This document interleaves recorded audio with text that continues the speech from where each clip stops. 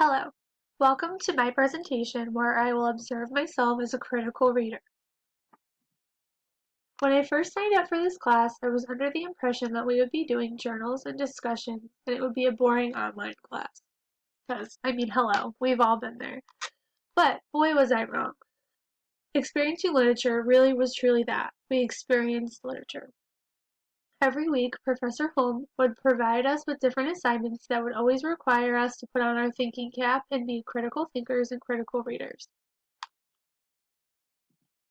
We were taught about a reader response.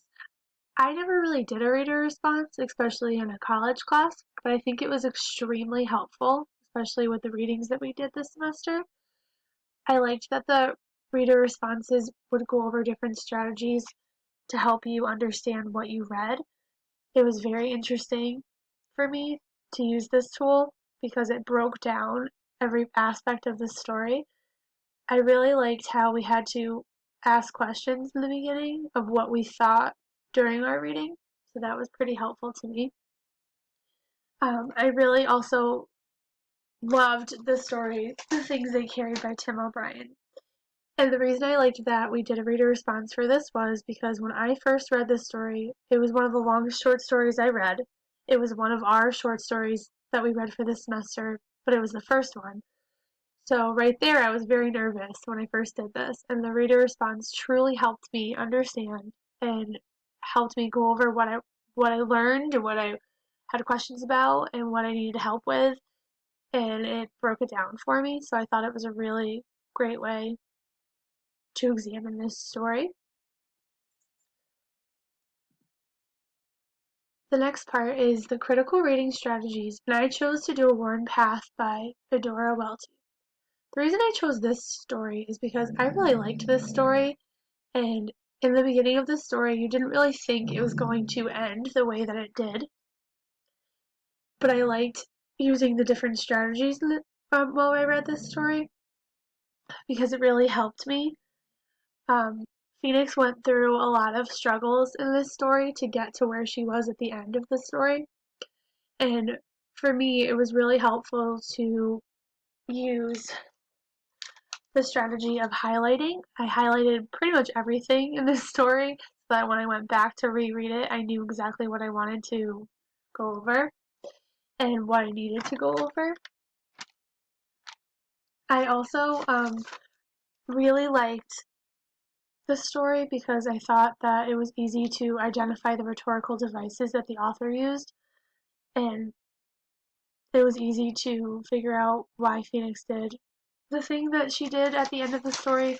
Phoenix showed unconditional love towards her grandson and basically did everything that she could to help him.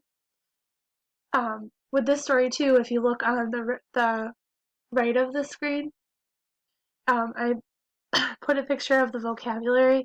The reason I thought this was really important is because there was a few words in this story that I did not understand.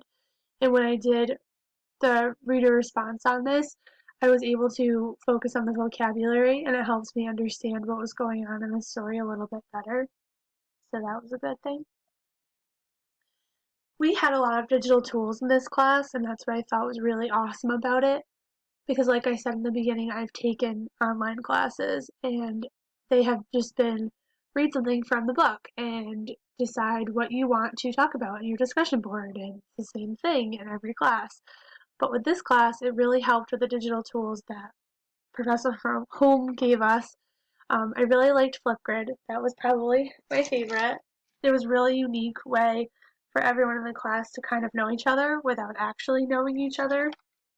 It was a nice way for all of us to get our opinions out and share what we thought about the class and share what we thought about readings and all different things. I also really liked the tweet shares too, and I thought this was really interesting that we did this every week and that we were able to follow a Twitter handle and share with our classmates our different opinions on things that are going on and things that our Twitter handle was giving us each week. And I thought it was really cool. And the reason that I chose this tweet share was because the quote was, "By writing your story, you may become somebody's church, somebody's once a time." I chose this because I thought that it was really interesting that writing is powerful, and as a writer, you never truly know the impact of your words and a story and how it can impact the life of another.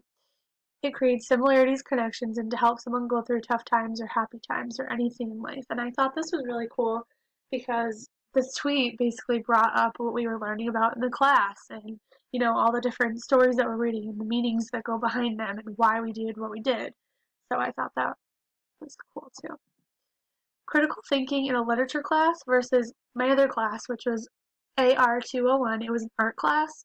It was um, modern art. And I thought, when I first looked at this, I was like, oh, how am I going to compare an English class to an art class?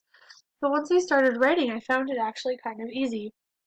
The reason I thought this is because you're using critical thinking when you read, and you're also using critical thinking when you look at a picture.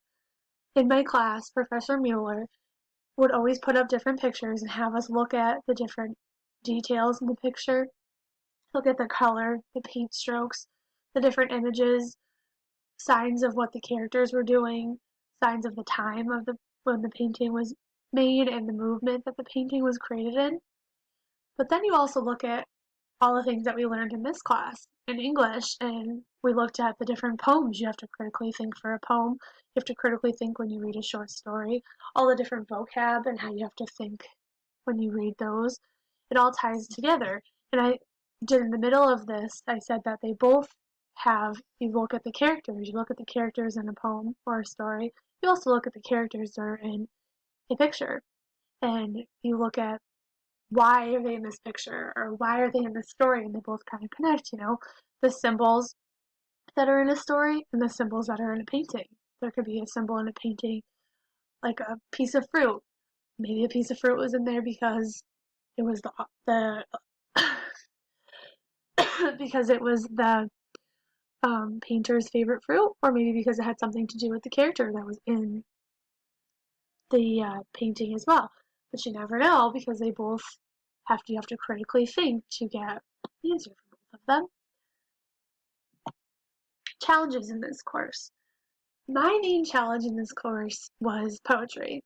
When we first started and we were reading about the war poetry, I had a lot of trouble reading poetry because it's not as easy as reading a short story. It's a lot more detail and you get a lot more imagery, and I think sometimes that's harder, especially in my case, for you to have to break that down.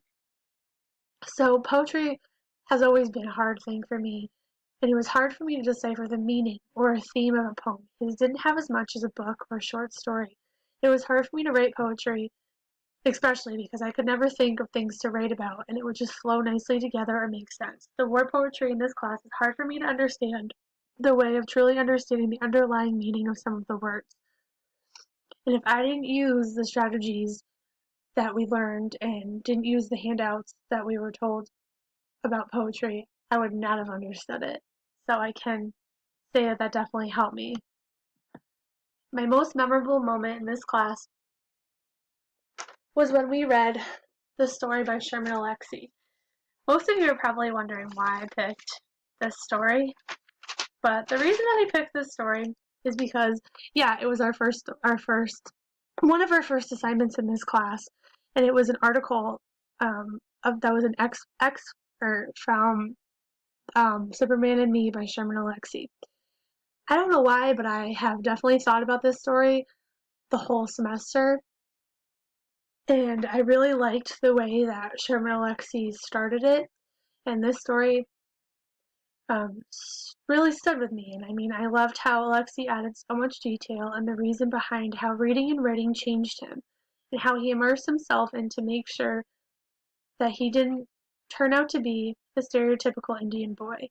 So he would read everything, and that's what the importance of the title is, Superman and Me, because he started reading Superman comics. So I thought that was pretty cool, and I think it applies to this course because I feel as though I've become a critical reader because this story and my first experience in this class of rereading and taking notes led me into the habit of just automatically doing it. And it's all thanks to this first assignment.